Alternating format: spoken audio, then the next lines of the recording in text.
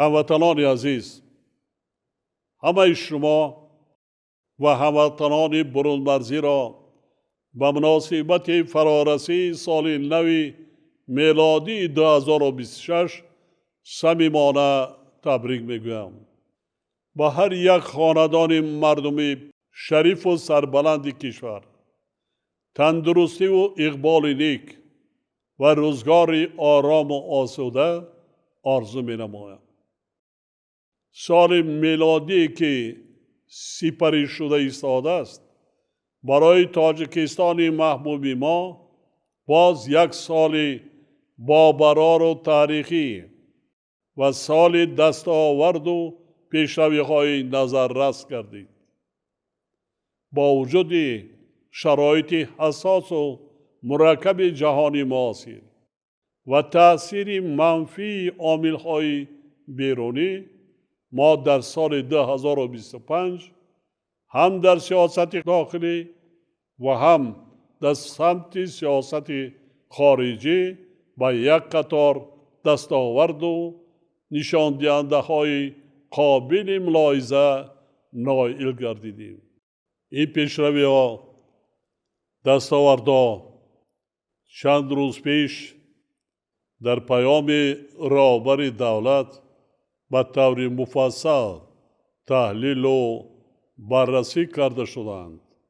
به شرافت صلح و آرامی، ثبات کامل سیاسی، وحدت ملی و زحمت صادقانه مردم شریف کشور، رشد استوار اقتصادی ملی تامین گردید. برنامه و نقشه های مهمی که در دایره هدف های استراتژی ملی قبول شدند در سال 2025 با مرام عملی گردیده بر رشد ساحه‌های اقتصادی و اجتماعی مملکت تکان جدی بخشیدند و ما به هدف‌های گذاشته‌مان خیلی نزدیک شدیم. انتخابات دعوت نوی مجلس نمایندگان، مجلس‌های محلی و دعوت نوی مجلس ملی، مجلس عالی که با اشتراک فعالانه انتخاب کنندگان یعنی مردم شریف تاجیکستان برگزار گردیدند. رویداد مهم سیاسی سال سپری شده ایستاده می باشد. این چهاربینی مهم سیاسی بر رشد سیاست داخلی کشور مساعدت کرده، باعث در عرصه بین المللی باز هم بالا رفتن آبروی دولت تاجیکان همچون دولت دموکراتی و حقوق بنیاد و دنیوی گردید. مردم کشور از جمله صاحبکاران و شخصان سخاوت پیشه صادقانه و صاف دلانه زحمت کشیده کارهای سازنده و بنیادگرانه را وسعت بی سابقه بخشیدند و هزارها انشاءات استحصالی و اجتماعی از جمله کارگاه و کارخانه‌های صنعتی، راه و پل‌ها، کودکستان و مکتب‌ها و مؤسسه‌های طبی و خدمت رسانی بنیاد کردند. در این لحظه های ادانه با کل مردم وطن دوست و شرافتمند کشور، صاحبکاران و همه آنهایی که در روند سازندگی و آبادانی سرزمین اجدادی سهم گذاشتند، صمیمانه سپاس و منتداری بیان می نمایم. همچنین می خواهم خاطر نشان نمایم که با مقصد باز هم بلند برداشتن هویت ملی، تربیت وطن دوستی و خودآگاهی و خویشتن شناسی مردم و در نوبت اول نورسان و جوانان، شاهنامه بیزوال ابوالقاسم فردوسی نشر و به هر یک عائله مملکت دسترس کرده شد. شاهنامه سرچشمه جاویدانه ارزش‌های هویت ساز ملی و افکار و اندیشه های وطن دوستی و استقلال خواهی تاجیکان می باشد و باور دارم که آن با تحکیم و تقویت حس ملی تمام قشرهای جامعه ما تکان جدی می باشد. تقویت هویت و حس ملی، وطن دوستی و وطن پرستی و حمایه استقلال و آزادی برای ما امر نهایت مهم می باشد. زیرا در شرایط جهانی شوی وضع به عمل آمده است که با ارزش‌های ملی خطرهای زیاد تهدید می‌کند. محض به همین خاطر ما سال 2026 را سال وسعت دادن کارهای آبادانی و سازندگی و تقویت و تحکیم هویت و خودشناسی و خودآگاهی ملی اعلان نمودیم. سالی که سپری شده ایستاده است برای ما از لحاظ دستگیری تشبس‌های بین المللی کشورمان نیز سال بابرار و خاطرمان گردید. علاوه بر ابتکارات سالهای قبلی، امسال نیز از جانب مجمع عمومی سازمان ملل متحد یک چند پیشنهاد تاجیکستان و تنها 12 دکبر دو تشبس آن با قبول قطعنامه ها پذیرفته شدند.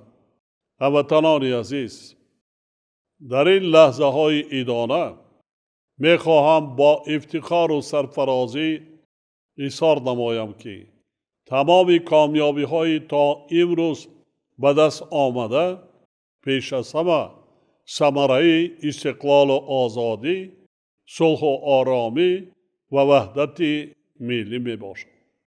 همچنین با صمیمیت ابراز می دارم که رسیدن به چنین روزهای آرام و آسوده نتیجه عزم و تلاش های صادقانه شهروندان کشور و پشتیبانی آنها از سیاست پیش گرفته دولت و حکومت مملکت می باشد. سالی که فرا می رسد هم از لحاظ سیاسی و هم از نگاه اقتصادی و اجتماعی سال خیلی مهم 35 سالگی استقلال دولتی تاجیکستان عزیزمان می باشد و ما باید با افتخار این جشن بزرگ کارهای عظیم را به انجام رسانیم. در رابطه با این از هر یک فرد مانند ناموس جامعه و تمام مردم زحمتکارین کشور دعوت به عمل می آورم که برای باز هم آباد و زیبا گردانیدن وطن محبوبمان، پیشرفت دولت صاحب استقلالمان، یعنی به خاطر وطن سازی و دولت سازی و باز هم بهتر گردانیدن شرایط زندگی هر یک عائله مملکت بیش از هر وقت دیگر تلاش و کوشش نمایم. هموطنان عزیز ما از واقعه و رویدادهای جهانی نابسامان و پرحوادث امروزه خوب آگاهند. این روندها هر فردی وطن دوست و وطن پرست با ننگ ناموس، خودآگاه و خویشتن شناس و کل مردم کشور را هشدار می دهند که تمام سعی و تلاش خود را به خاطر حمایه استقلال و آزادی، تحکیم صلح و آرامی، ثبات سیاسی، وحدت ملی و رشد و ترقیات دولت صاحب استقلال تاجیکان سفربر سازند. در شرایط رشد بی‌سابقه علم و تکنیک و تکنولوژی ها ما باید به تربیت فرزندان، یعنی نسل‌هایی که آینده ملت و وطن می باشند، اعتبار اولین درجه دهیم و برای آنها شرایط بهترین تعلیم را مهیا نماییم. ما باید هرچی بیشتر کارگاه و کارخانه های استحصالی بنیاد کرده برای هموطنانمان جایهای کاری تأسیس دهیم. باور دارم که در این سمت صاحبکاران و سرمایه‌گذاران با ننگ و ناموس وطنی منبت نیست فعالانه سهم می‌گذارند. با اعتماد کامل ابراز می‌دارم که همه ما خود دو بزرگ تاجیکستان بیشتاسا با اتحاد و سرجمی وطن اجدادی خود را آباد و زیبا، دولت صاحب اختیار خویش را نیرومند و پیشرفته می‌گردانیم و نفوذ و آبروی آن را در عرصه بین المللی باز هم بلند می‌برداریم. با چنین نیت‌های نیک بار دیگر کل مردم شرفمند تاجیکستان و هموطنان برون مرزیمان را با فرارسی سال نو میلادی 2026 صمیمانه تبریک گفته و هر یک خاندان کشور پیش از همه سلامتی و خوشبختی، فیض و برکت زندگی و به تاجیکستان محبوبمان پیشرفت و آبادی باز هم بیشتر را آرزو می نمایم. سال نو میلادی 2026 مبارک باشد هموطنان عزیز.